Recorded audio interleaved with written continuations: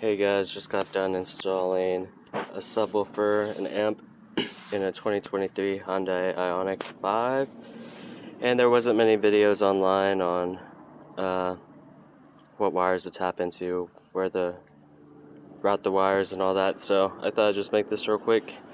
So from the battery we got from positive power wire.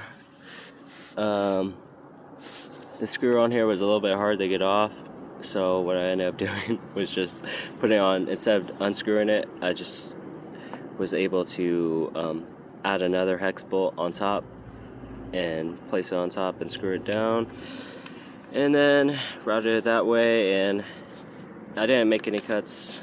It's just basically able to snap back on fine. Here's the inline fuse.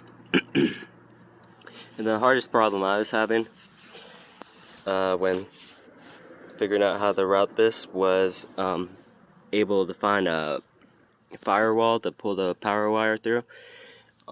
There's one on the right, but it's really tight and I couldn't figure out how to get in it. So there is one over here on the left side. If you're looking in the hood, there's one on the left side. It's that orange. The orange cables are going into it. Let's see. Oop, can I zoom in? Oop. Nope. Okay. Well, it's the orange cable. I was able to pop it out from the inside and push it out, and then the rubber seal was popped off, and then I was able to snake it through there. Basically, I just ran it from there and then pulled it up in front over here. Can you see it? Yeah, in front of the main battery compartment, and ran it all the way to the right through the front, then just looped it, tied it to taped it to the fuse box for the slack, and then yeah, I didn't screw it down or anything with the tape, and with it here it's fine, it's being held fine. What's next? Okay, yeah, so once we got that done,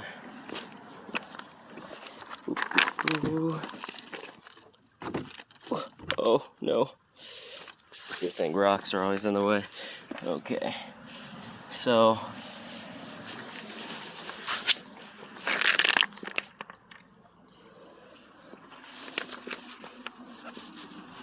I was able to, this is where on the right hand passenger side front, there was the grommet, which is where I was able to, under the glove compartment, pop it out. It's up there.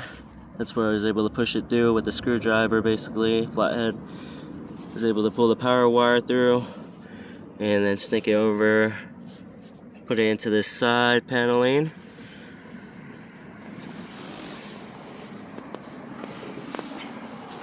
And then I was able just to pop off the side paneling and pull it through. Nice and easy.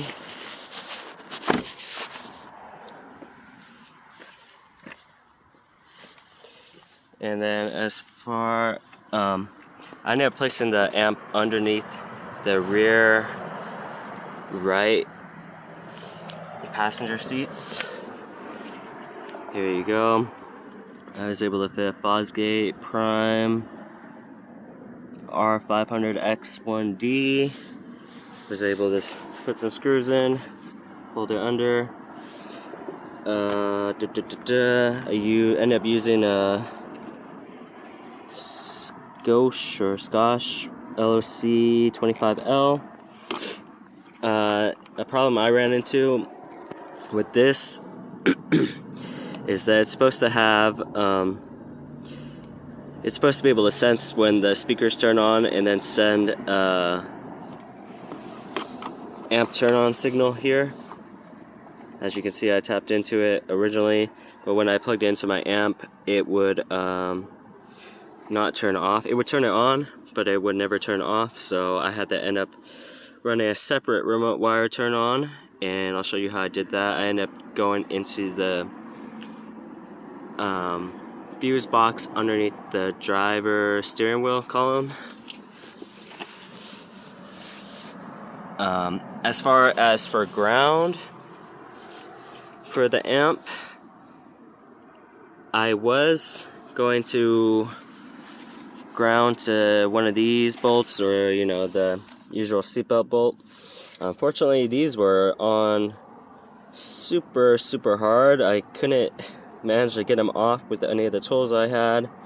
So what I ended up doing was under here, I popped off these panels, and there was actually like a metal post to chassis that happened to have like a hole cut out in it, like a circular hole, and I basically just put a bolt in there and a hex bolt on one side and a bolt on the other and tying it down to the post, and it's working fine for the ground. So unfortunately I wanted to show you guys this before closing everything up, but it was running late and I forgot. So, but it is under here.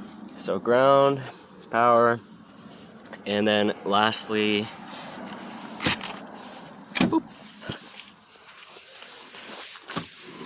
I did, as far as the speaker wire that I tapped the LOC into, I tapped into the right B-side pillar here. This panel was a little bit difficult to get off. You have to make sure you get this one off first and the one on that side first. Pull it all the way up because it's underneath. And then also there's some hidden those like plastic kind of they go into metal. I don't know what they're called. I think rivets maybe. Some of them are more like hidden like around here, so it was kind of hard to like pry off, and you don't want to like do any damage, but there's going to be some hidden ones around here, so just make sure you're careful when taking that off.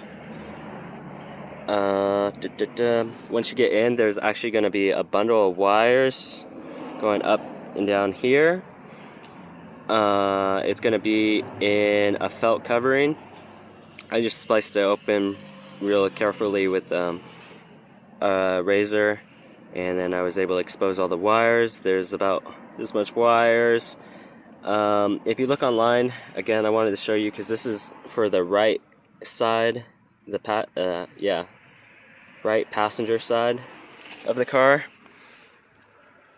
The speaker wires, if you look online, you can see that most of the only ones I was able to find is there's explanations for the wires to tap into on the driver's side, and they are different colors on the right side for the two that you can tap into for the speaker output.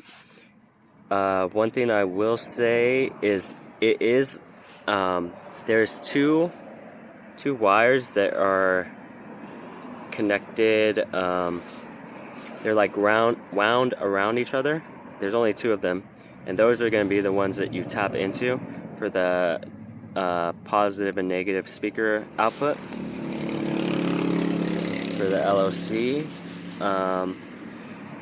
If you look up online, you'll be able to see a picture of what I'm talking about, because there's somebody posted about for the driver's side and the colors. I believe on the driver's side it's yellow and yellow and black. I think I'm pretty sure on the right side it was like white and yellow. Not entirely sure. It was a really tight fit to tap into them when they were wound together. I actually accidentally ended up cutting one in half, but I was able to fix it. So that's something to be careful of when you're tapping into it. And then we're gonna go around here. As far as the sub, I was able to fit a 12-inch P3 Fosgate in a Q-bomb prefabricated box. This is what it looks like. I don't know if you guys are aware of this. I just recently got this car, but the carpet is very slippery in this car. So I was having a problem with the sub sliding around. So I was able to get this cargo net and off Amazon for like 15 bucks, and it actually works to hold it in place from sliding around. So good deal there. And so I had to end up doing the remote wire because the auto sensing wasn't turning off. So here we go in the driver's side under the steering wheel column. This is the fuse that I tapped into. It's the 15 amp. It's 3 from the right, the fourth row from the right side, and the third fuse up. And so it's going to be 10, empty, 15. And I believe it was fuse 33 from what I saw online or in the manual. I think that was online. It was for the USB charger fuse.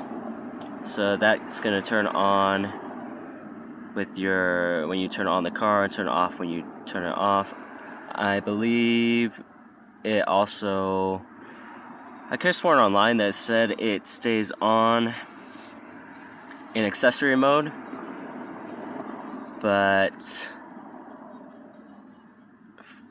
I'm pretty sure when I tested it the other day, it was not on when I was just in accessory mode.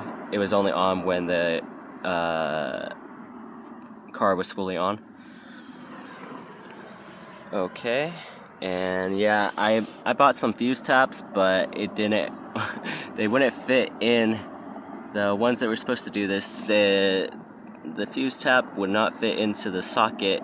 The actual fuse was right, but there's too much plastic on the fuse taps that I wasn't able to get it in, so I just did it the ghetto way and wrapped exposed wire into around the fuse directly, and it's been working fine.